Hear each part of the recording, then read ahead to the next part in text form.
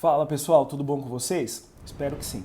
Galera, eu sou o professor Thiago e hoje nós vamos trabalhar numa segunda videoaula aqui sobre a Era Vargas. Hoje nós vamos trabalhar o tema Governo Constitucional. Nós vamos falar da fase aqui do Getúlio entre 34 e 37, a fase aí que ele governou ali uma democracia constitucional.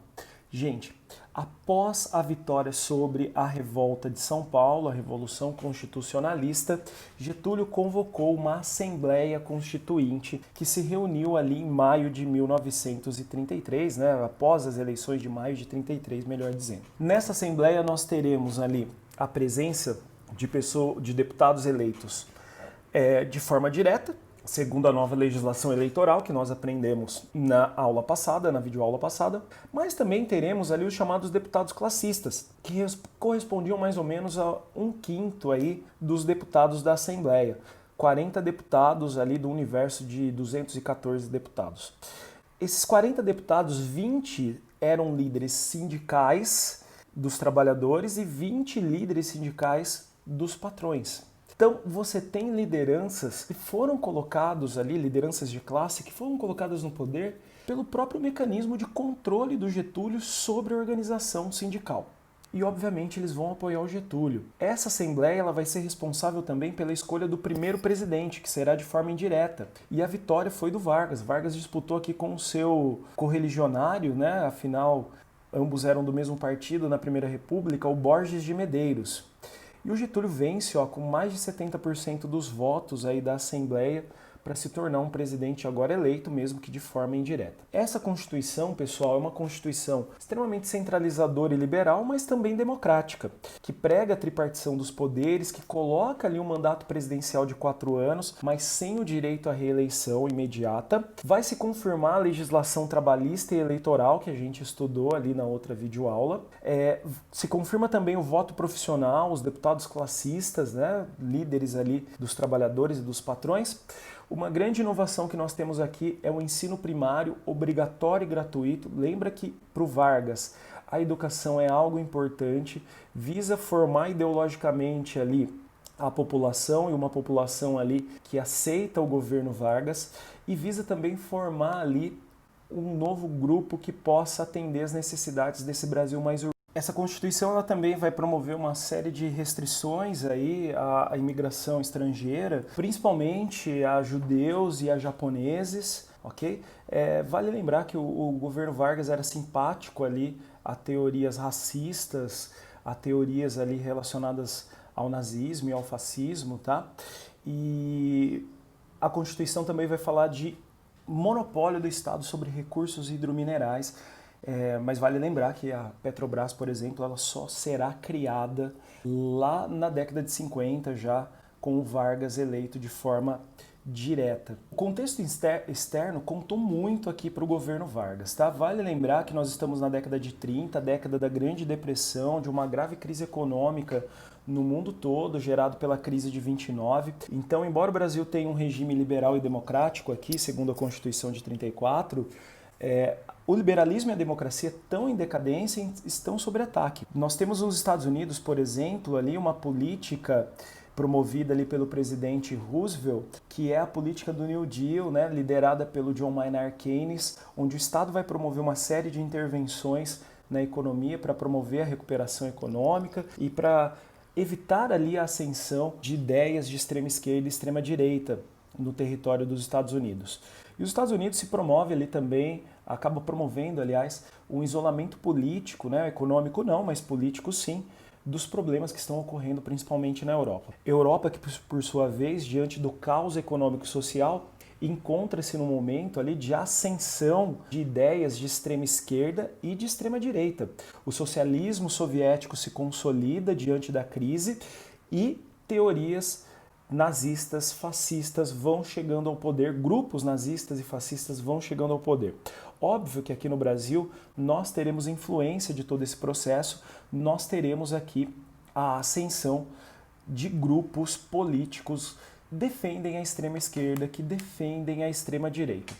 O primeiro grupo aqui que a gente vai analisar, que é muito importante nesse contexto histórico, é a Ação Integralista Brasileira, que tem ali aspectos do fascismo e do nazismo. Liderados pelo Plínio Salgado, você vê aqui que o Plínio Salgado ele tenta até copiar a estética do Hitler, né? Ele tem esse bigodinho aqui, né? Tá uniformizado. Os fascistas brasileiros aqui, eles falam da criação de um partido único de massas, da formação de um Estado totalitário, de um nacionalismo, né? Então vai se buscar elementos históricos aqui do Brasil para se constituir esse nacionalismo, vai se defender um militarismo igual se defendeu no fascismo e no nazismo. Então, por exemplo, no nazismo você tinha os camisas pardas, no fascismo você tinha os camisas negras, aqui no Brasil nós temos os camisas verdes. Então eles vão usar o uniforme verde ali, mesmo a população civil, diante dessa ideia de militarização. Você tinha, por exemplo, lá a saudação nazista com o braço estendido, né? E aquele grito do Heil Hitler aqui. Nós teremos também a saudação parecida com o braço estendido, só que ali o grito vai ser de Anauê, uma referência aí a esse passado brasileiro relacionado aos nativos. Há um forte apoio, gente, da Igreja Católica a esse grupo e também de certos setores das Forças Armadas. A propaganda é muito intensa, né? E a estética, como eu disse, muito parecida com o fascismo e o nazismo. Dá uma olhadinha aqui em alguns cartazes, né, que evocam essa ideia do nacionalismo aqui desses fascistas. Dá uma olhadinha aqui nas pessoas fazendo a saudação aí do Anauê e paradas cívicas que eles promoviam pelo Brasil para defender a sua causa. Recentemente, esses grupos neofascistas, vamos dizer assim, têm crescido aqui no Brasil, infelizmente, né? Infelizmente porque são teorias ali extremamente de defesa da violência e de combate a grupos minoritários. A própria Ação Integralista Brasileira voltou a publicar aí em páginas, em mídias sociais, as suas ideologias aí radicais.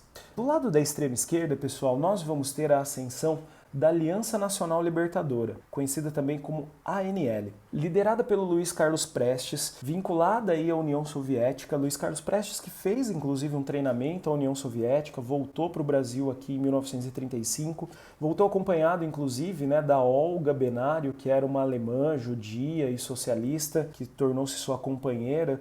Nós temos livros e filmes que tratam da Olga e do Prestes. Esse grupo, pessoal, promove ali uma grande crítica ao governo Vargas, falam sobre a suspensão do pagamento das dívidas externas, de uma constituição ali voltada para o povo, né? E nessa campanha contra o Vargas, pessoal, Prestes acaba promovendo ali discursos que defendem a derrubada do Getúlio. Diante dessa situação de radicalização, o Vargas, pessoal, ele busca um apoio ali da ação integralista, mas esse apoio é momentâneo e serve para esmagar o outro grupo rival, que é a ANL. Vale lembrar que os integralistas são anticomunistas, os socialistas são antifascistas. Então vai ser criada uma lei chamada Lei de Segurança Nacional. Com essa lei, Vargas começa a promover a censura e fecha a ANL. Diante dessa situação, em 1935, nós vamos ter uma tentativa de tomada do poder promovida aí pelos comunistas. Essa tentativa ficou conhecida como Intentona Comunista. Tivemos rebeliões em diversos quartéis do Nordeste e no Rio de Janeiro. Havia aqui a ideia de que o povo promoveria a adesão a esse movimento, que não ocorreu. Diante dessa situação, rapidamente, sem o apoio popular, sem o apoio popular no caso dos rebeldes, né, dos revoltosos, o governo Vargas consegue esmagar o movimento e agora o governo Vargas tem uma desculpa perfeita para tomar o poder. Em 1937 nós vamos ter um golpe, aliás, um autogolpe, e o Vargas vai conseguir conservar o seu poder. Já se esperava, inclusive, esse golpe, tá, pessoal? Por que eu falo isso para vocês? Nós já tínhamos pelo menos 4 candidatos à presidência aqui do Brasil. Armando Salles, aqui de São Paulo, formando parte ali da elite liberal que é contra o governo do Getúlio, né? O José Américo de Almeida, lá da Paraíba. O Plínio Salgado, líder integralista. E o Oswaldo Aranha, que seria o candidato do Getúlio. Mas o clima, pessoal, era realmente de continuidade do governo Vargas. Vamos escutar um pedacinho de uma música aqui bem interessante do Silvio Caldas, que se chama Menina Presidência.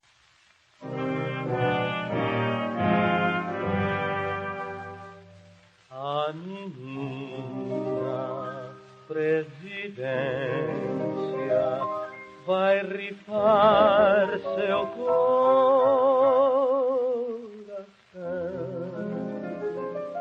e já tem 3 pretendentes, todos 3 chapéu na mão. E quem será?